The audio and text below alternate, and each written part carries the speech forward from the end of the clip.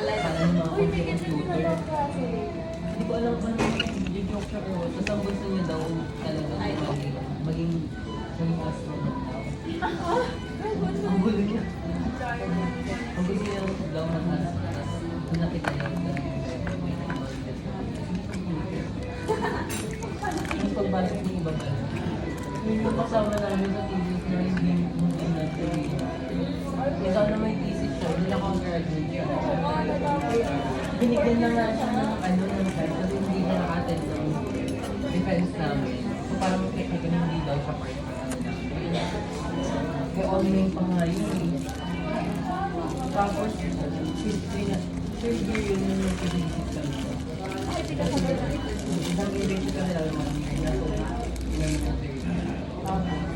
binigyan pa siya ng defense niya yung thesis. Ang alam ko yung tayo magpakita ng assistant doon lang yung tinatry. Tapos hindi kami tulungan siya sa mga questions na mag-prepare. Hindi na siya nakapagdalas.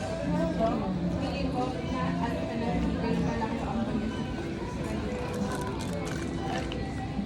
pero hindi naman namin kailangan siya parang totoo naman na hindi na siya masyadong kaso hindi ko doon alam pag hindi lang sa parang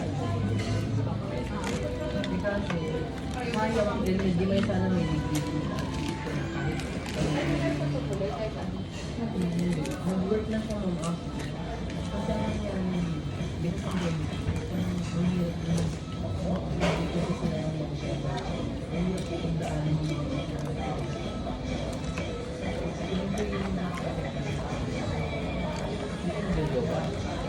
Nakasama na ako si Mama. Kasi napuputol yung tulog niya, mahilig sa matulog. commentator lang ako kasi nag-ano lang ako eh. pero support lang ng mga opinion. Pero sabi ko rin. Kunwari nakaka-relate pero hindi naman.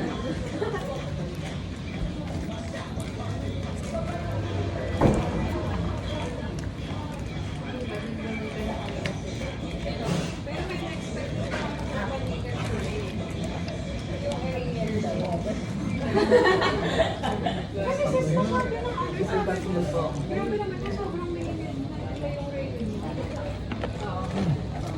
Ano ba, parang nag-disband pa sila? Thank you po.